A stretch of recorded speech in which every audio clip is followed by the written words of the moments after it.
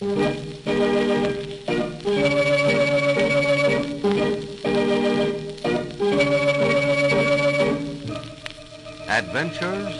in Research.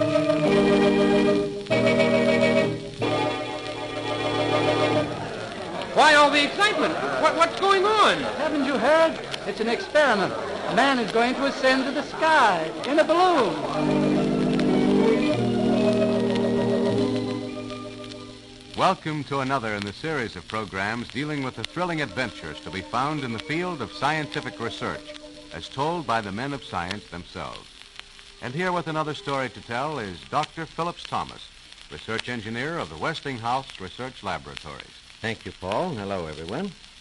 You know, we've been hearing so much in recent years about the tremendous strides made in the science of aeronautics, jet propulsion, robot planes, rocket ships, the newest flying wing, and their amazing feats which have captured modern imagination.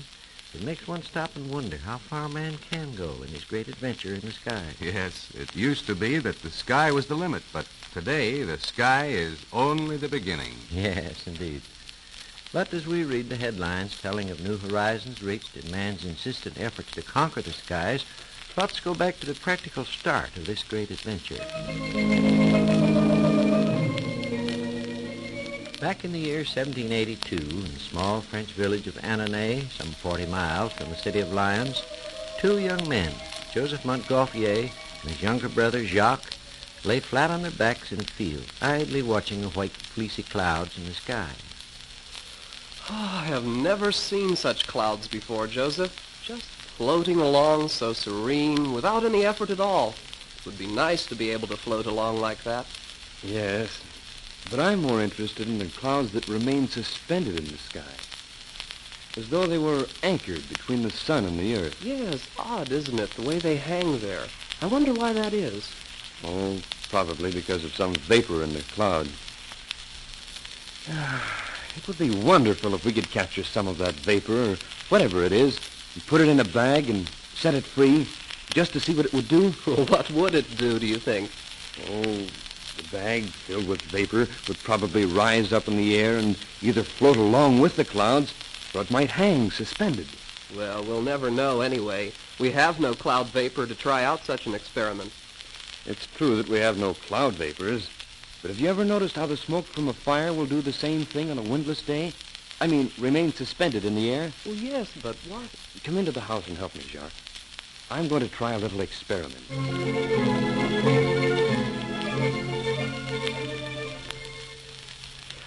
Here's what we need. A small bag. Here, you smooth it out while I light a small fire. Mm-hmm. You got the bag all smooth, John? All right, give it to me. Now, hold the open end of the bag above the fire so that the bag fills with smoke. See? See how it is filling? How the smoke makes the bag bulge? Yes. Now I crinkle up the open end so that none of the smoke vapor can escape. Let the bag go. And Joseph, it rose straight to the ceiling. It did, didn't it? Come, let's try it again. That first time may have been an accident, although I very much doubt it. Well, Jacques, our experiment with the smoke vapor was certainly no accident. The bag rises to the ceiling every time. Yes, but what does it all mean? I'm not quite sure yet. But if the experiment works with a small bag like this in the house, it should work even better with a larger bag outside. Of course. Let's try it. All right. You find a large bag, and I'll build a fire in the corner of the field. Hurry.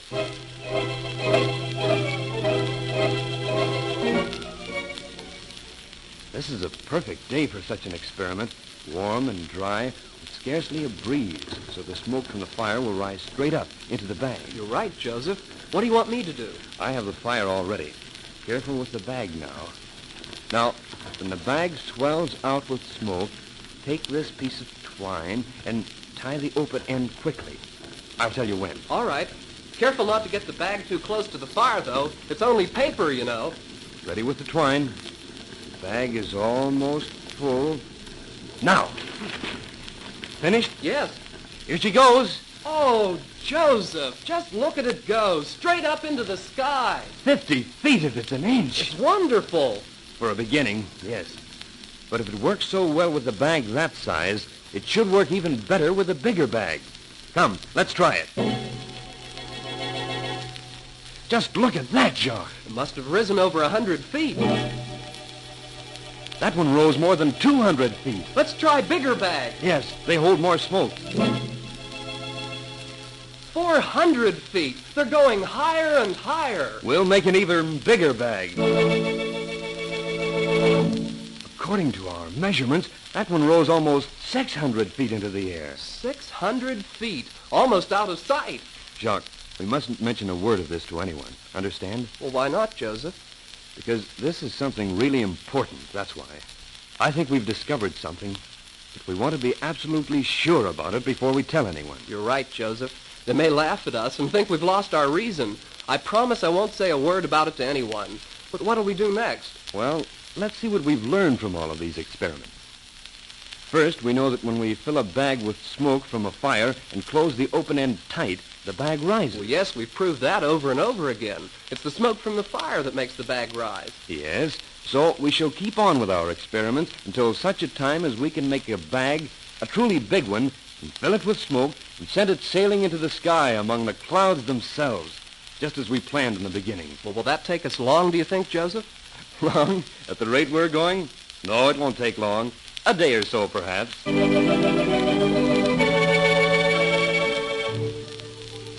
Joseph Montgolfier was a little wrong in his reckoning, however, for it was quite some time later that the two brothers, assured by this time that their views were correct, broke their silence.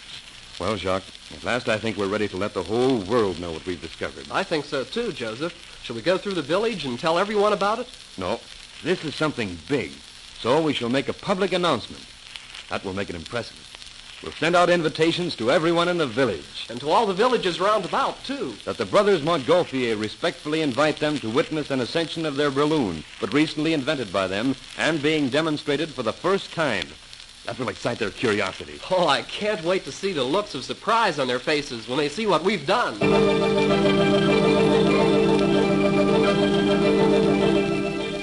On June 5th, 1783, a curious holiday crowd assembled in the marketplace at Annonay, where the great experiment was to take place.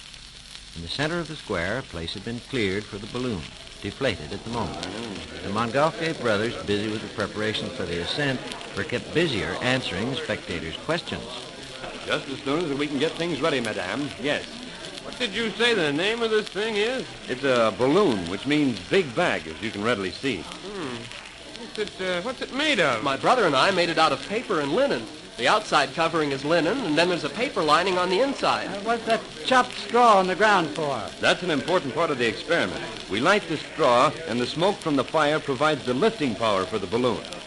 Are you about ready, Jacques? Quite ready, only the crowd must be kept back. Monsieur the mayor will, I'm sure, help us with that little task. Gladly. Friends, it is required that all of you remain a safe distance away from the balloon in order that no one may be hurt or any harm before the experiment itself or any persons connected with it. There, we are now ready for the ascent, my friends. Light the fire, Jacques.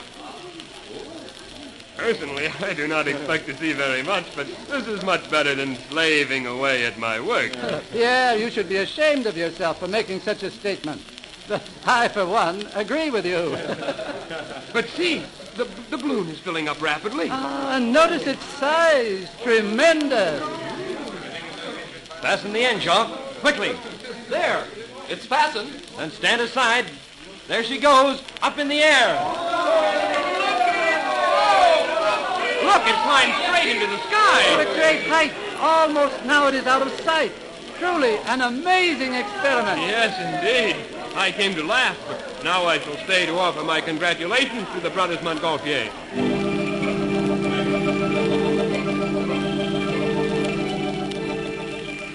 Yes, the Montgolfier balloon experiment was, to all intents and purposes, a great success. Filled with smoke from the straw fire, it rose to a great height and descended 10 minutes later at a distance of about 1.5 miles. Yet, in that short space of time, a great link in man's efforts to fly was forged, and history recorded the birth of the balloon. The news flashed across the country, and the race was on as men vied with each other to improve on that first flight. Have you heard the news? The Montgolfier brothers have built a huge bag, a balloon, and caused it to ascend to a great height in the air. It's amazing. Amazing, yes, but their theory is wrong, I think. It is not the power in the smoke that causes the balloon to rise, but the lightness of the heated air compared to an equal volume of air at a lower temperature. You see, I have been studying the results of their experiments. It is still amazing. True, and I propose to repeat their experiment. But I shall use hydrogen gas, which has been already proven to be 7 times lighter than air. Furthermore, my balloon will be made of thin silk and varnished with elastic gum. Their balloon stayed up only 10 minutes. Mine will stay up for hours. Well, it remained aloft longer than the Montgolfier balloon, at least. 35 minutes longer. September 19, 1783. Today, Joseph Montgolfier repeated his balloon experiment before the king and queen at Versailles. The balloon rose to a height of 1,500 feet and descended after 8 minutes at a distance of 2 miles. October 15, 1783. Jean de Rosier became the first human being to ascend in a balloon. Riding in a captive fire balloon, de Rosier demonstrated that fuel could be taken aloft and the fire fed without difficulty when in the air. December 1st, 1783. In Paris today, a physicist, J.A.C. Charles, made an ascension in a balloon inflated with hydrogen gas. He rode in a car suspended from a rope net covering the upper part of the hemisphere. Elevation was 2,000 feet. Time aloft, 2 hours. Truly an astounding feat. January 7, 1785. Surely, ballooning has at last reached its climax. Today, Jean-Pierre Blanchard and Dr. J. Jeffries, an American physician, made the first balloon voyage across the English Channel.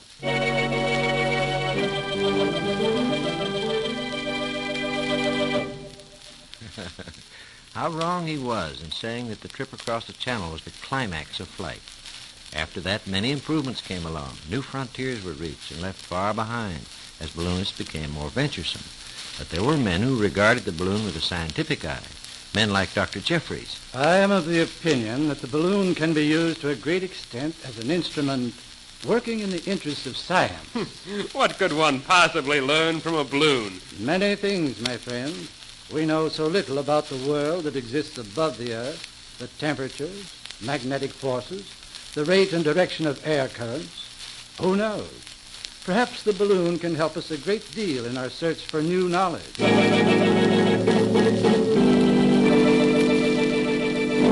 Prophetic words indeed, as time has shown. Present-day aviation owes much to such men as Dr. Jeffries, who carried out atmospheric observations, Charles, who invented the balloon safety valve, James Glacier, whose balloon ascents resulted in obtaining valuable meteorological records, and many, many others. Daring aeronauts all, who followed the adventurous trail blazed by the brothers Montgolfier on that summer afternoon 164 years ago, when an idle thought pointed the way to the birth of the balloon.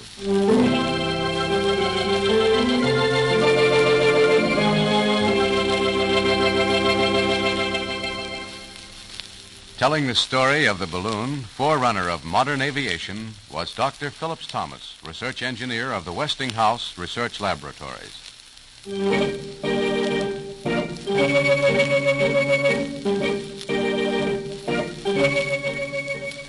Join us again next week when Dr. Thomas will be back with another interesting story to tell on Adventures in Research.